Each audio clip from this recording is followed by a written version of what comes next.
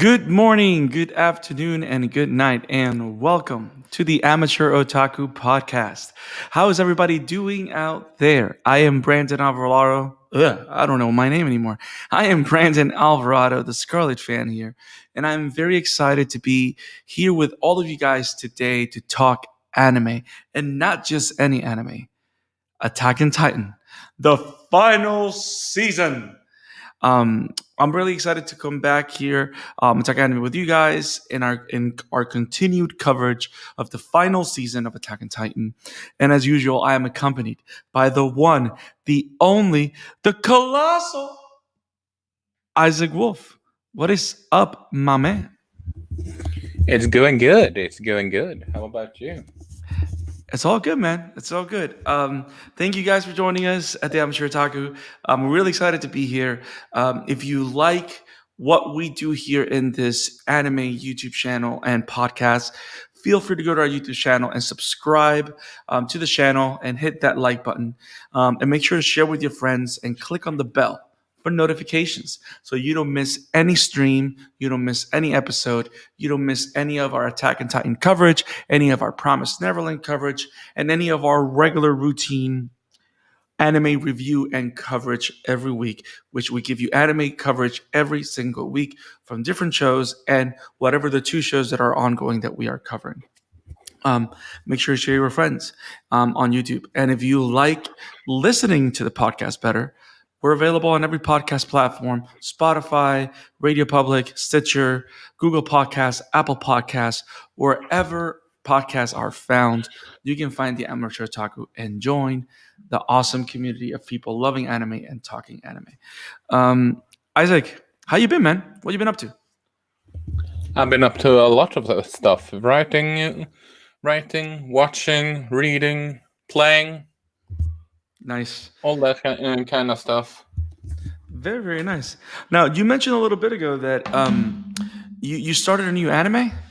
You want to share with the class? Yeah, it's I just found some fluffy slice of life anime, which kind of clicked with me, considering my weird history in school, so to speak.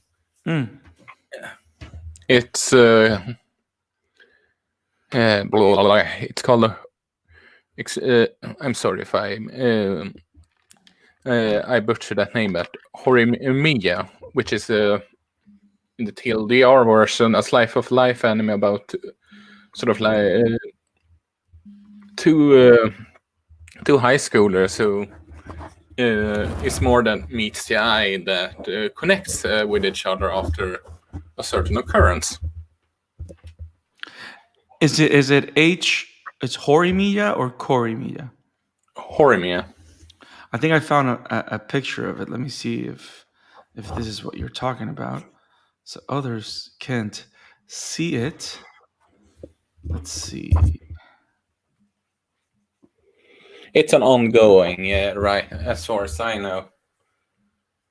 Is that the one you're saying? Yeah. Okay, cool.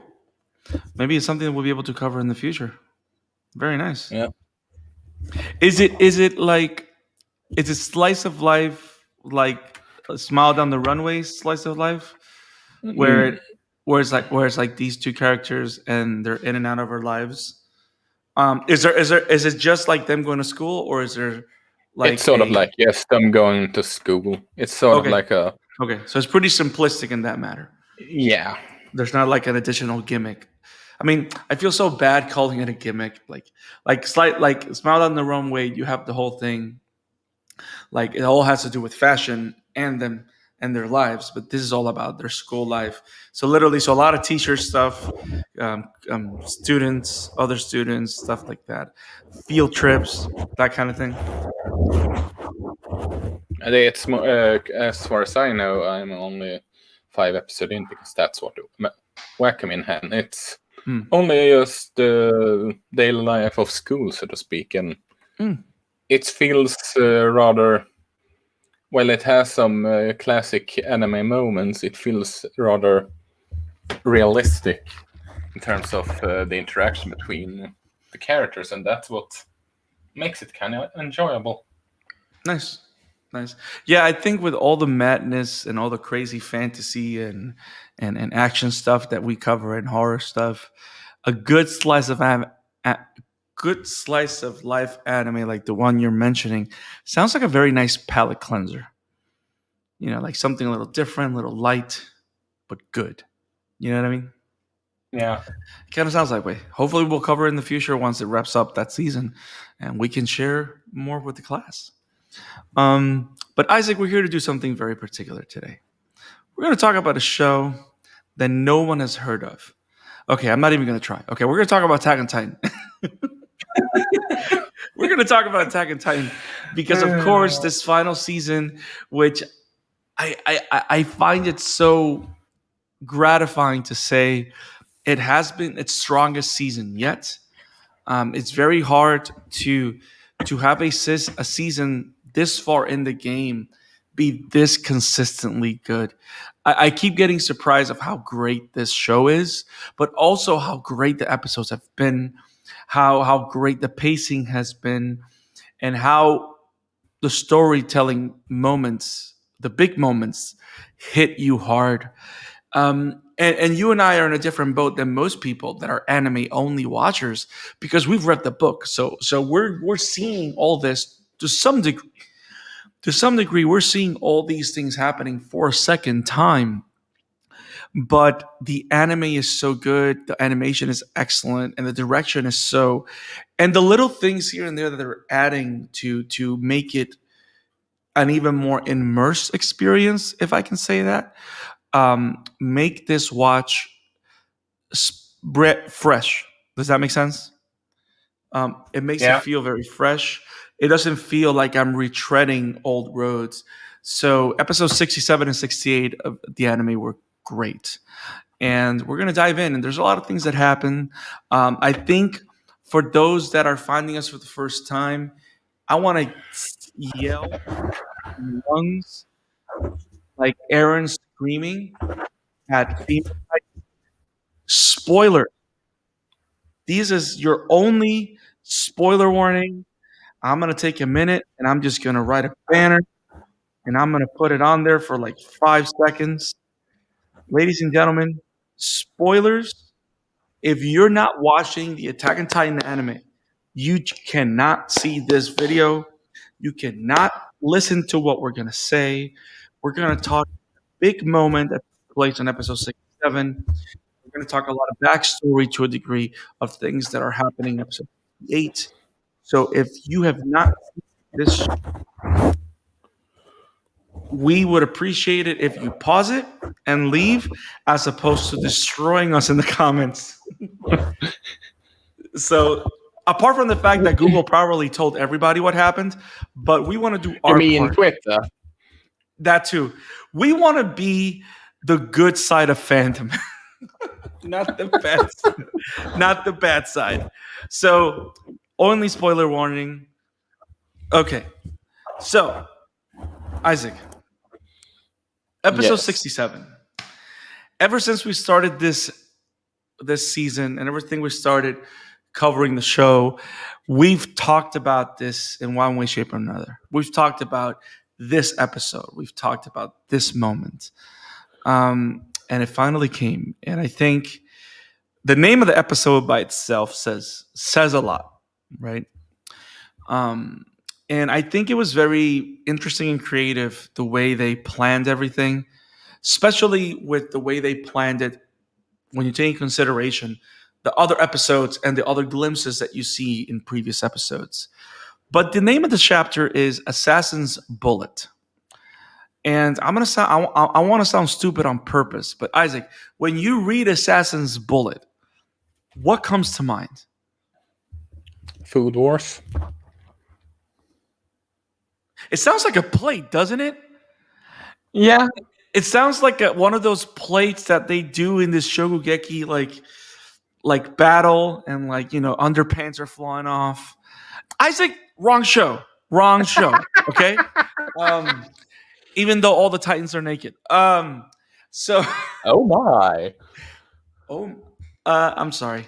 I was trying to create a connection between the food wars that you introduced and Isaac. This is supposed to be a sad moment, damn it. Okay, but yes, for real. When you read Assassin Bullet, what comes to mind? Well, more bloodshed, war, and all that. You see, when I see Assassin's Bullet, to me, what makes it so dramatic, the title. And this is me trying to look at the episode or trying to look at the title without knowing what's going to happen, even though I know. You know what I mean? Yeah. It feels singular.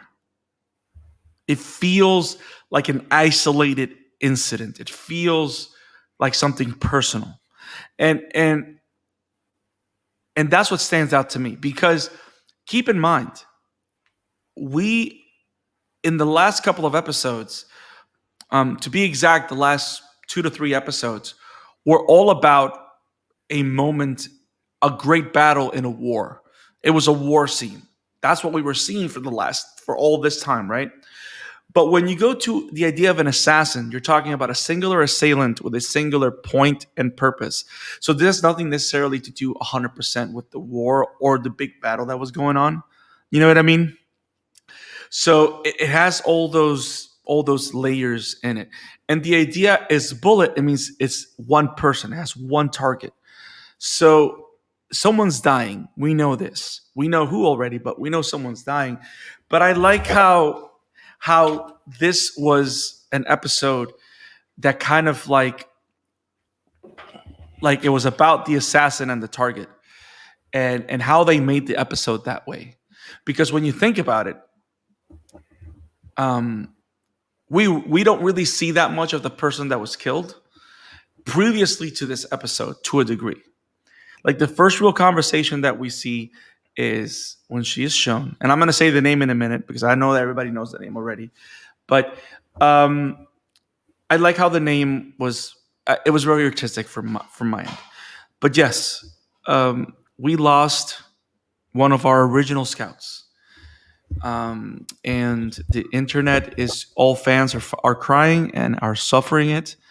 I did not cry, but I'm gonna be honest that the way the episode was presented, because I already knew that it happened, but because I read the I book. But remember I remember when it happened in the manga. It was like, how should I put it? I wouldn't say it wasn't as big within the fandom as Ash winning that Alolan Cup in the last season of Pokemon, but it was almost as close, right, or so it felt at least. no, and to me it was. I felt it, and the thing is that even though I didn't break down crying or something like that, I gotta admit that the scene was so powerful that I felt every inch of how the characters felt, how broken that group felt because they lost Sasha. Because Sasha dying, um, it takes you back to the idea of how nobody, even from the main group, is exempt to dying. You know what I mean? Yeah. Because when you think about it, there's a lot of things that we have to take consideration when we look at this death. So one of the things is what this death means, and also is who killed her and why. So let's start with the easy thing. Gabi killed her. This warrior candidate kid, this kid that has been brainwashed to some degree by Marley, by the idea of To freedom. some degree. No, you know what I mean. Because it's a mixture of Marley and also the Eldian populace. Because it's not just Again, Marley. brainwash to some degree? Question mark. The reason I said that is because I would say scratch to some degree. no, but let me finish my thought, Isaac. Never. When I say brainwashed to some degree by Marley, is because Marley is not the only culprit in brainwashing her. I know And that. I know that no, you're but what I saying. mean that, but I think that's very important to say, because to say that she was only brainwashed by Marley is one thing, but to say that she was brainwashed by every adult that surrounded her, Eldian and Marleyan alike, is different. Because she was also brainwashed by her Eldian people to think that what she was doing for Marley was correct. So she was being brainwashed from both sides, which is very different. You know what I mean? Because she wasn't just brainwashed by the enemy, she was brainwashed by the people she was trying to protect, which is why the whole thing with Reiner was so powerful, because he is the result of a person that's being pulled from both sides. You know what I mean? That's why I think that distinction is important. I would argue that you kind of could see him earlier in the season of how he his time behind the wall made it sort of like realize that maybe maybe they are not such a good guy like he believed when he arrived there. Correct. Correct.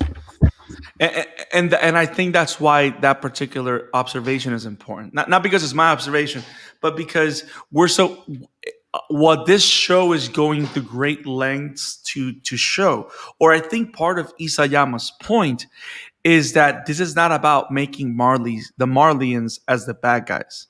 That's not what this is about. Everybody has a hand in the horrors that are happening in this world and in this war. You know what I mean?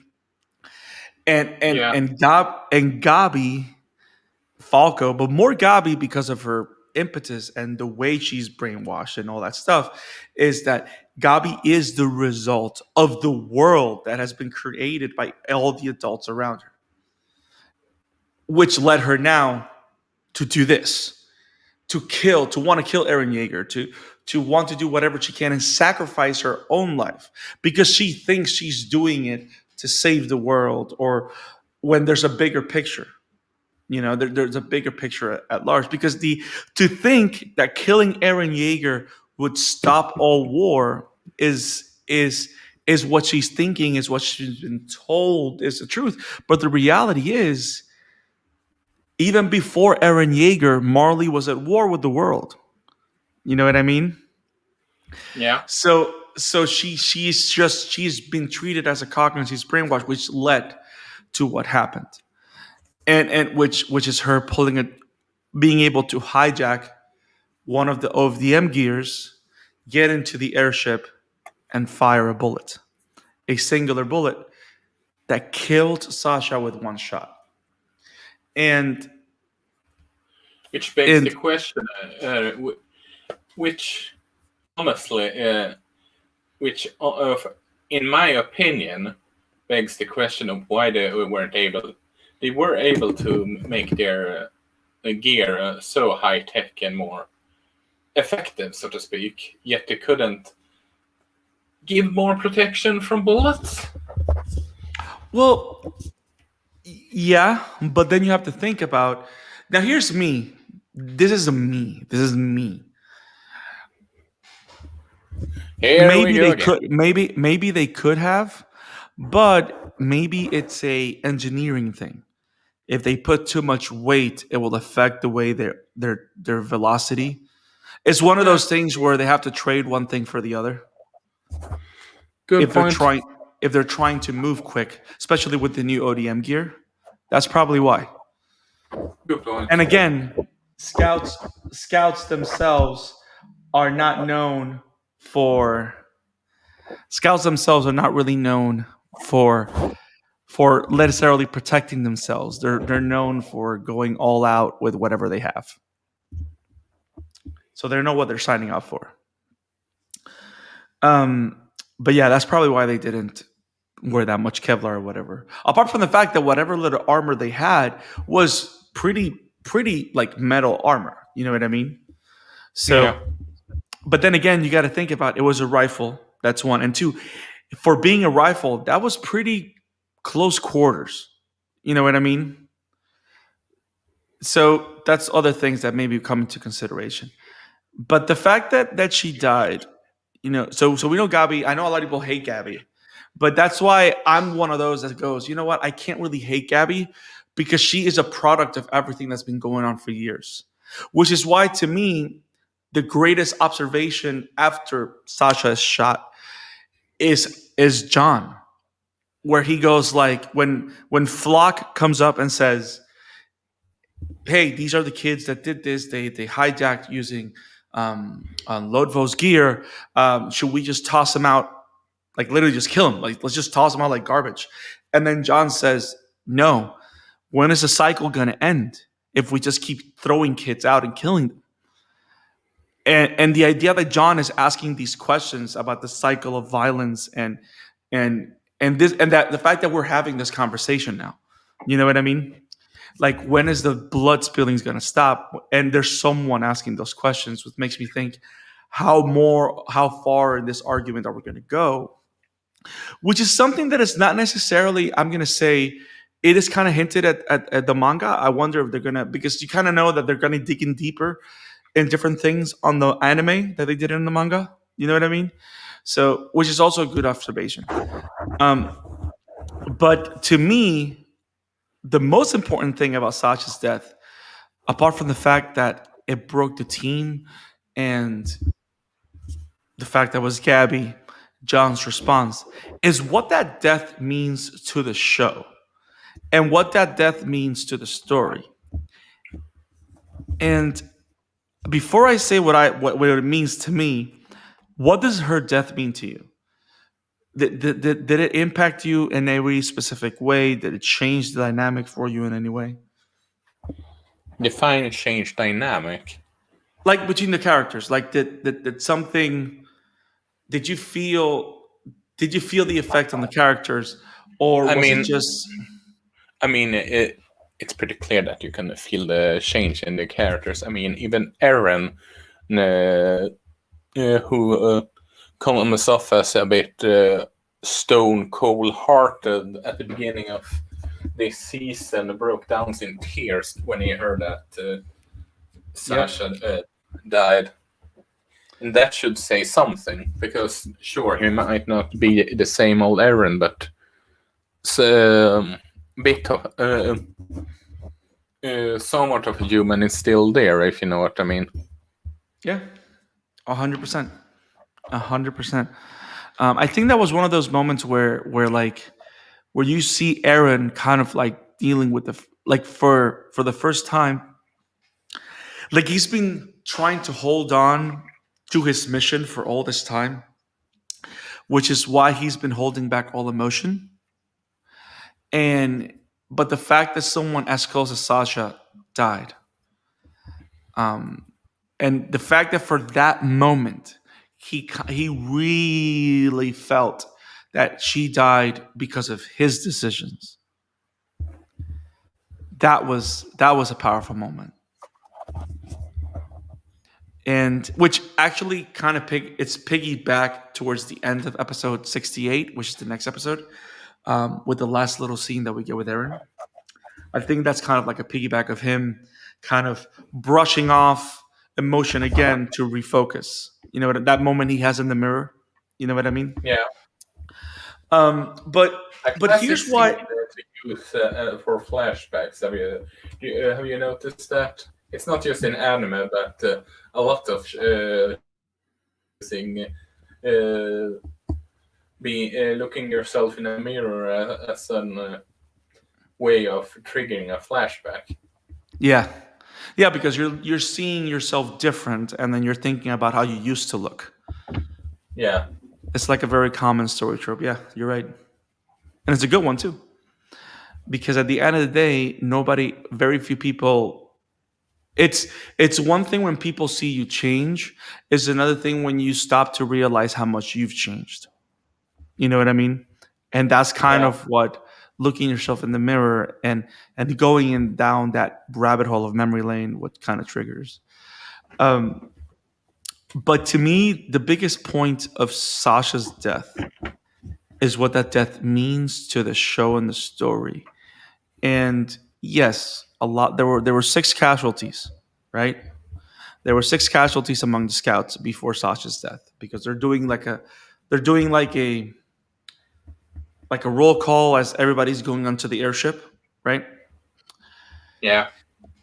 But Sasha's the first one that means something because it has to do with the original crew of heroes or the original crew of characters that we've been following since season one, since that training camp around episode 3 after the fall of the walls of Shiganshima. The reason why Sasha's death is so crucial is because she is the first victim of war. She is the first death that occurs as a result of war, as a result of battle.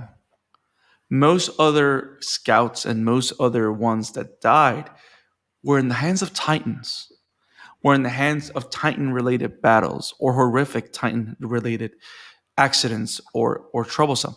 She is the first one that was killed because of war by another human being. And that changes the dynamic and the dialogue and kind of reinforces the idea that this show is not just about the horror elements and just about the monsters. It's about the horrors of war. And this is their first encounter with that. And and and that kind of like blew my mind because I never saw it that way until watching the anime. And then watching episode 68, the way her death is treated when you see them all in their uniforms, you see them going to her grave, it kind of like accentuates that idea. You know what I mean? Because how many people were actually killed during all those Titan battles that they were actually buried? None of them. None of them were buried or remembered in this way. And most of the times you do that when people fall in battle. You know what I mean? Yeah. And it kind of accentuates. I think I mentioned this on the previous episode. The whole thing with the intro of the show, the new opening, the new intro that's been going on, which I'm kind of intoxicated by it now in a good way. Is that it's no longer just about the monsters or the mythology. This is a show about war and seeing the horrors of it, especially now. And you and I that have read the manga, we know that it continues on this trend until the next big event. You know what I mean? It's all about Yeah. this political double crossing and all these different things, all these different chess pieces, and it all becomes this war for Paratus to a degree. If we were to call that an arc, I would even call the what's coming up now the war Paratus. And I'm really looking forward to see how that continues to develop. But yeah, we lost Sasha, bro. And between this episode and the next one, all the little moments that we have kind of remembering her felt so bittersweet. Yeah. Yeah. Like but it also feels fitting like I like how they did it in a way where we're not throwing this character away. We're giving you two more chapters with her. You know what I mean? Or at least one more chapter with her in one shape or form so we can properly say goodbye. And I appreciate That. that from the creators. That was well done. Yeah. The more I read and watch it, the more I just question how the hell are you going to do a live action movie, live action of this Yeah, this is one of those. without This is one. without spending $250 million dollar on every movie and not having it or Yeah, and that's the thing though. This is the kind of show that it shouldn't be a movie. If anything, it should be a show. Or it should be left as it is. Just because, I mean, just because of how much it changes throughout the show. You know what I mean? It changes gears so much throughout the entirety of the story that I think it's really hard because you know what I mean? Because it's not like a point A to point B story. You know what I mean? It is not that, so it's really hard to, travel that without those installments or whatever. But yeah, we lost Sasha, bro. That's that was a big one. I think what hurt me the most was that moment where, so you're crying, you feel it when John and Connie are feeling it and they're crying and they're dealing with it. But when Connie comes over to the cockpit and tells the group, and Mikasa and Armin just run to her, and then you see Mikasa and Armin crying, but it's all in silence, like you don't hear anything. That's the moment they got me choked up. That was me Stay. going like, damn, damn. Or she was like a twin for me. Oh yeah. Oh no, yeah. That one right there was like, yeah, yeah, that was crazy. Um, I think we're done with episode 67. You want to go to 68? You ready? Yeah. So episode 68 was one that covered a lot of ground, but it was mostly just storytelling and exposition, right? So episode 68 kind of tells us what happens in Paratus in those 3 years. So we know for a fact that there was a time skip between the last chapter in season three and between chapters 59 of the anime and chapter 60 there was a time skip. So now we know the time skip was 3 years, and during those 3 years, Marley had sent scout ships to Paratus, and they were hijacked by the scouts. But in the midst of them, we are introduced to the character of Yelena and Otonekopo. I don't know how to say his name, which is her friend, and we kind of see this idea of these anti-Marleyan group who are led by Zeke, and apparently Zeke is leading the charge of an anti-Marleyan regiment that wants to free Eldia, and he has a secret plan to do this, and he needs Aaron's founding titan. And so those that watched the episode, He also need a Titan of royal blood, which is why he decided to absorb the Warhammer Titan. that's the thing. I don't think that's what he meant, Isaac. That's not what he meant. He grabbed the Warhammer Titan because he wanted more power. The idea of True, the ti- but the he wasn't. idea True, but he wasn't. He didn't. He wasn't a Titan of royal blood either, and they specifically they said that he needed one of royal blood as well. correct, which is why they're talking about Zeke. Zeke is a Titan of royal blood. Good point. That's what Zeke is referring to. And that's where the revelation comes. I mean, which by the way, this is not really a revelation because it's a revelation to the characters of the show, because this whole thought process of, because Aaron from season 3, Aaron already knew how to control the founding titan power, and he knew that he needed a someone of royal blood, but he didn't want to say anything because they didn't want them to harm Historia.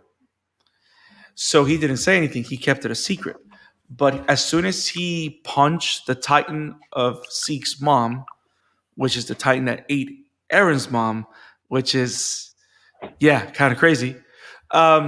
That's when he was able to use the founding Titan's power for the first time. He was able to use the coordinate that one time.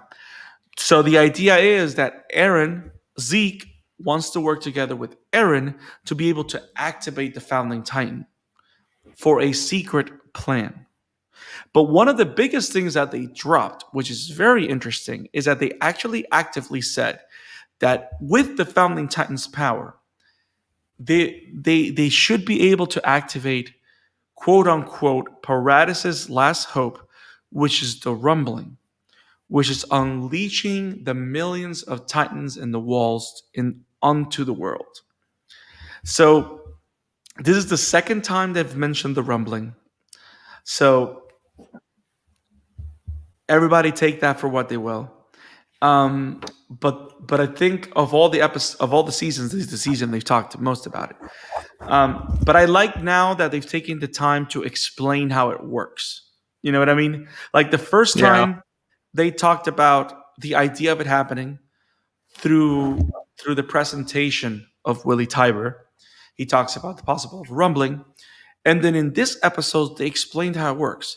The Fountain Titan has the power to unleash the rumbling, but because Eren is not of royal blood, he needs to come in contact with a Titan of royal blood, which when we know that Zeke is, because Zeke is the half brother of Eren, but the son of Dinah Fritz, which is of royal blood. So, so like all the pieces are falling into place to possibly have this rumbling happen. Um, but at the same time, apparently Zeke has a secret plan, and they have not told us what it is. And literally, Zeke is saying, "I will not tell you what the plan is until the time is right," which is very Zeke. It's just Zeke being Zeke. Kind of. But I think the most, apart from the exposition, and and and the biggest things that I loved about this episode is every time Hanji freaks out with technology. That's her in a nutshell. Those moments are just adorable, like adorable.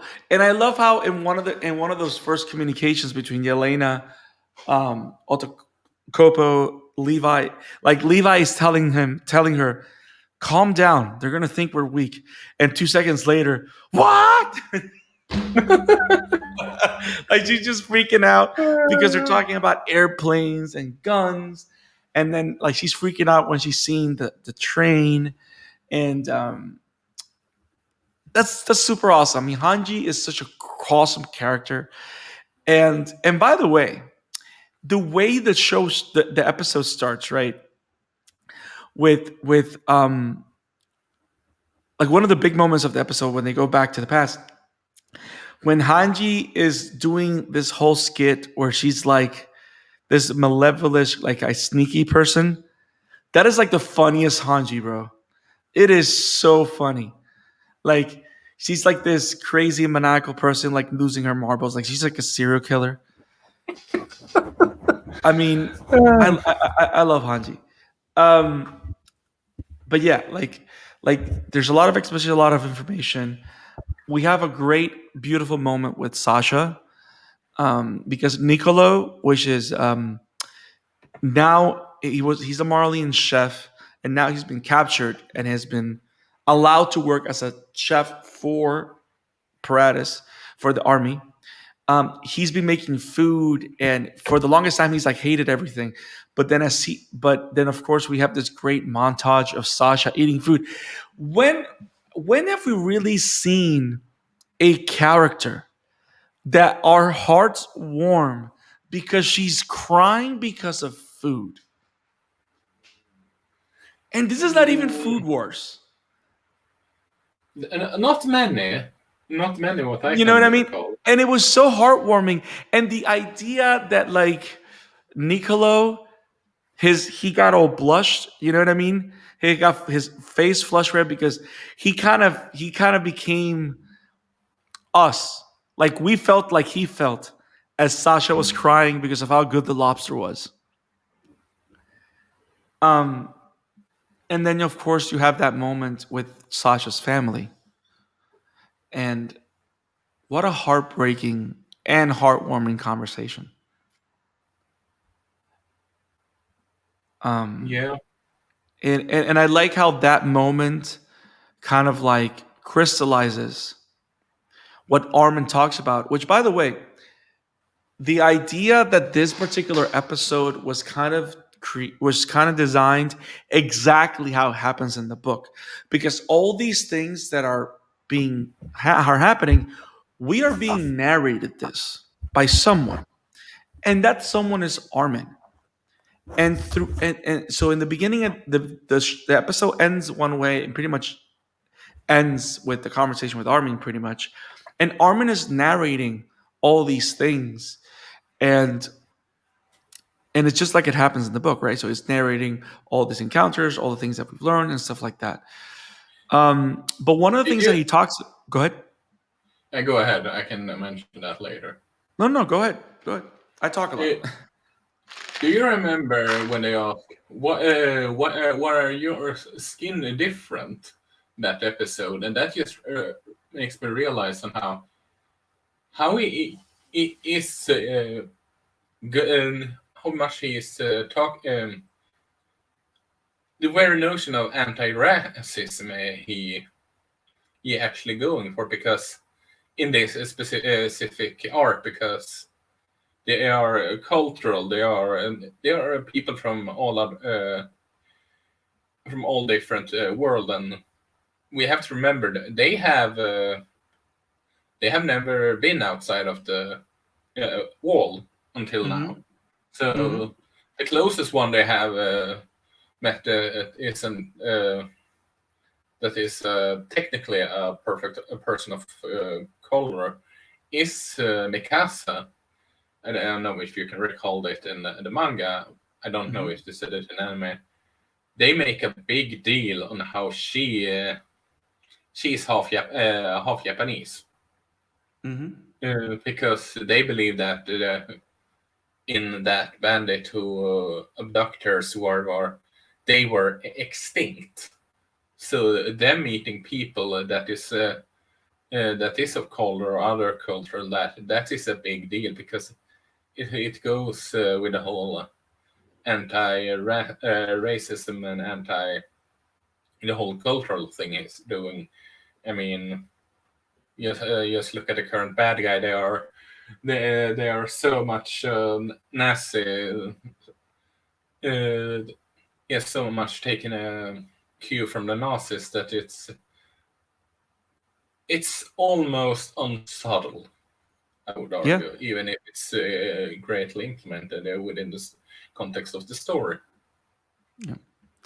And that brings me to this point: is the idea that one of the most crucial pieces of information that Armin shares is this idea of how, as they kept hijacking Marley convoys, right, and Marley ships, they kept bringing Marley prisoners.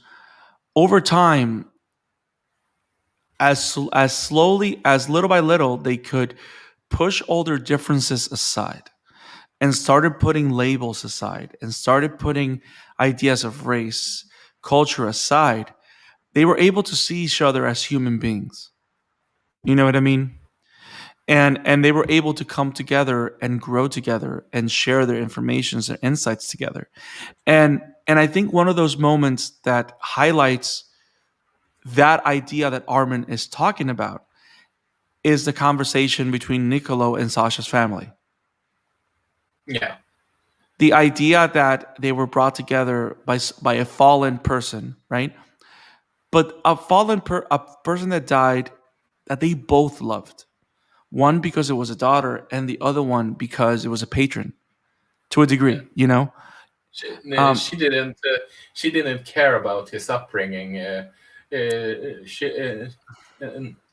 even though he was technically their enemy, she didn't care about. She loved yeah. him. She trusted him and loved his food and all that jazz. Yep. Yep. Yep. And because and it kind of goes, and it's funny how it goes down to food, because it makes you think like the argument is the argument is that It's not. It's literally not who you are, but what you do. Exactly. His Which is also one of the reasons why I discussed that whole uh, um, about how it's against people who have prejudice of yep, other cultural or races and all that. yep. Yes. So that was a beautiful moment. That was a beautiful moment, and the idea that Paratus is kind of, or at least so far, it's kind of becoming this hub where yes, there is now this hatred and hacism against the Marlians among top brass people, but there are those that are trying to just create a safe place for whoever needs a safe place, um, and trying to achieve that. And the episode ends with the revelation of who Armin is talking to, which I think it's someone that everybody forgot existed until this moment. And he's talking to Annie. He's talking to Annie that is still in a crystallized state ever since she lost against Aaron. And apparently Armin's been talking to her for a while and sharing adventures and pretty much talking to her, hoping that she would come back, wake up, or whatever. So that's interesting. Um, and if we know our good friend Isayama, he won't just show things to show us. That means something. And if you So, read the manga, you oh, know it. stop it. Oh, stop it, Isaac, with your logic. Um, but yes. Um, so it was a great exposition episode. It was really enjoyable to watch. A lot of heartwarming moments. A nice calm before a nice calm after the storm. But the way the episode ends tells you that there's a lot more storm because you don't get a shot like you got from Aaron at the end of the episode and think that the fight is over. And by They're the not way, even close to being in the. They're not even close to being in the heart of the in the eye of the storm, so to speak. yeah, and is it just me, or is Aaron ripped? Yeah. Damn, like we've never seen him that ripped. And you know what's so funny? What I was thinking about is that he actually looks like if he was the Attack Titan. Like he's Yeah. that ripped. He's that ripped, which I think means something. Which kind of tells you how much he's been training and getting stronger and all that stuff. If you But yeah, think about it too, Armin's look has also sort of like transformed into the colossal items. If you see the subtle changes in yep, mannerism, looks, yep, height, and all that. Yeah, so it's not yep. just Aaron that has become, True. and Reiner looks a lot more like the armor titan now with his current age, so to speak. That is true. That is true. That is true. True. Um, Let me see. What else we got in this episode? Anything particular? Oh, can we talk about the greatest duo since Lethal Weapon? Who do you mean? You know who I mean. The funniest pair in all of Paratus. Zeke and Levi. yo, yo, we need a spinoff. I need a spinoff. The misadventures of Zeke and Levi. Their banter, their conversation is hilarious. It's like Levi hates Zeke, like hates him. and Zeke is scared shitless of Levi, and they don't deny it. And how they talk to each other and the little moments they have together, to me, it's hilarious. Like that I like wouldn't. that. I think no one is not scared of Levi, to be perfectly honest. No. But Zeke is like vocally scared, like. But now he's like playing, making fun of it. Like one of the coolest lines in episode 67 is, "Can you stop glaring at me? What if I piss myself?" I'm like, oh my god, oh my god, this is happening. And like, and like every other moment, like when they're in the carriage, like Zeke has to tell him, "Can you stop staring at me like that?" I don't know. It's awesome. Like I think it kind of it feels like they're supposed to be this, like if they were like the good cop bad cop kind of thing. You know what I mean? It feels like that kind of dynamic, and I just find it hilarious. And by the way, Yeah. I like how over the top they're portraying Zeke right now. You know what I mean? Like he's like this over, like he's no longer this firm character to a degree. Like when he gets to the jungle where they take him, which by the way, Levi says, "Hey, this is your hotel," which you know that's like an inside joke because Levi is saying, "When you become the Beast Titan, you're like a monkey. Here are some big trees." That's what he's saying. Levi is a sly bastard. yo, yo. And then Zeke is looking up and you can see him like, oh. Uh, Who says there's not comedy in Attack on Titan? Damn it. But yeah, that was actually pretty awesome. It was awesome. I couldn't end the episode without talking about them, bro. Like we're gonna keep. I'm gonna keep going back to the adventures of Zeke and Levi. You know what? That is the cop show that we need, not the one we deserve right now. It's not the show we deserve, but the show we need. I mean, if we got Junior High and nobody needed Attack on Titan Junior High, we can get the Adventures of Zeke and Levi. Okay. maybe we should cover this for the cover attack and that one for the sake of the anime now when we're covering the final season after all. You know what I would like to cover as opposed to doing Junior High? There's this book that I think is over, and I've never read it. It's called Attack on Titan Before the Fall. Before the fall, you said. It's called, yeah. It's literally like, I think it's like conspiracy stuff before the fall of Shingen Shima, before the main story. It's like a prequel manga. That looks like it could be interesting. Okay, because I have no regrets and a sudden visitors. I was just do I have that? I don't have that, but we can make something happen. Those are the OVAs, right? I don't have. I have no regrets part 1 and no regrets part 2, and no regrets is about Levi's backstory. Oh, nice. I'll definitely have to look into that one so we can cover. Yeah. But yeah. But yeah, we should do junior. We probably do junior high too. Ah, damn it! Just for you, Isaac. Damn it!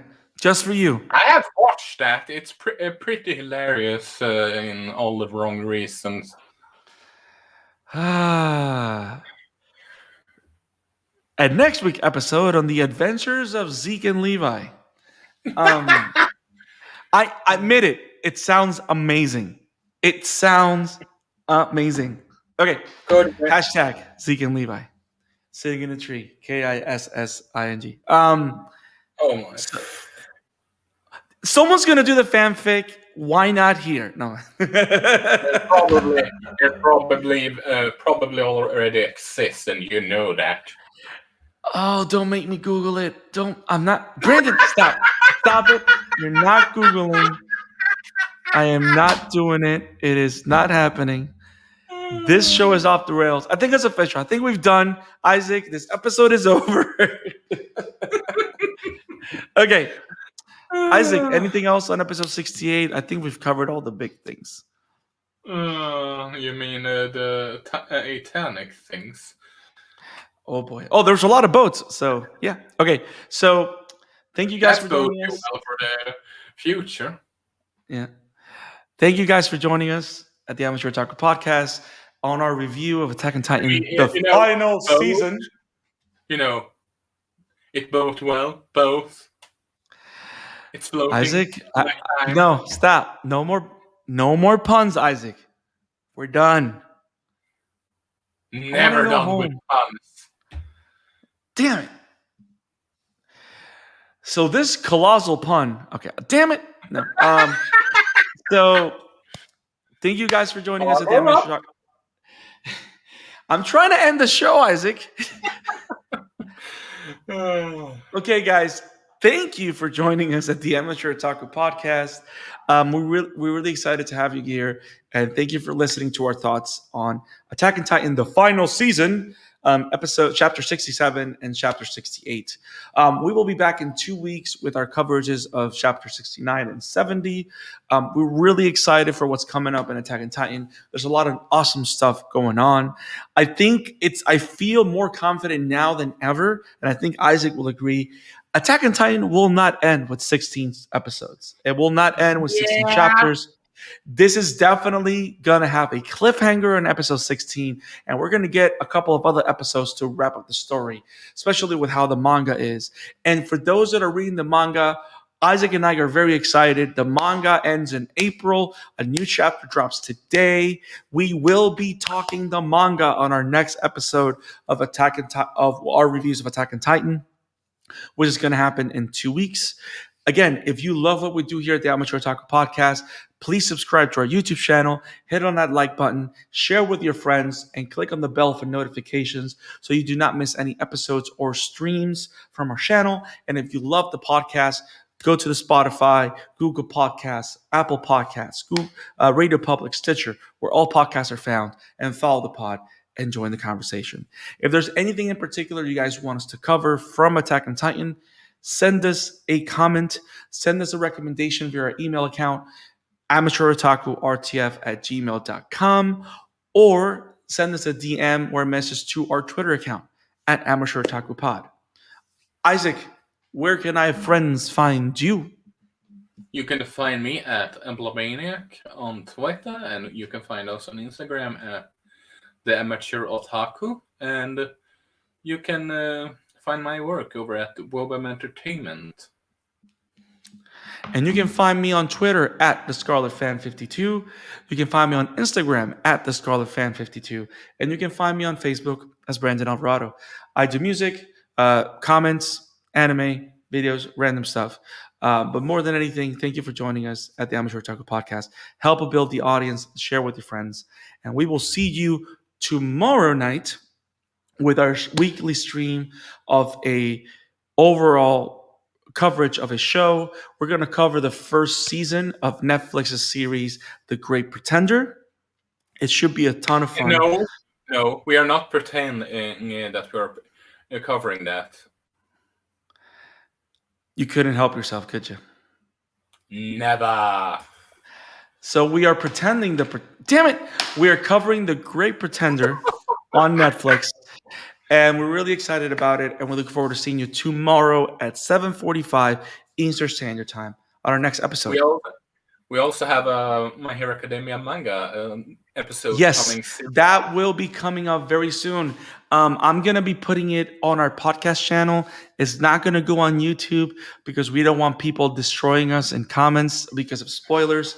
So I'll make sure to put all the notes there that it is a spoiler episode because the My Hero Academia manga just finished a big run.